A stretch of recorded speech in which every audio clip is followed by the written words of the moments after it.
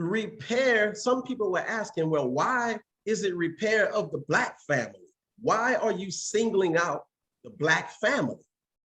And we have to understand that when you repair the Black family, you actually repair humanity, because it's the Black family that is the example for the world.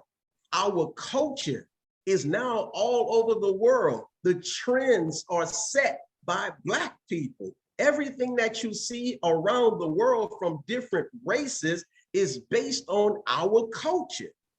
And so when we are able to clean up ourselves and show what righteousness looks like, what men and women actually look like, then that will be reflected all throughout the world.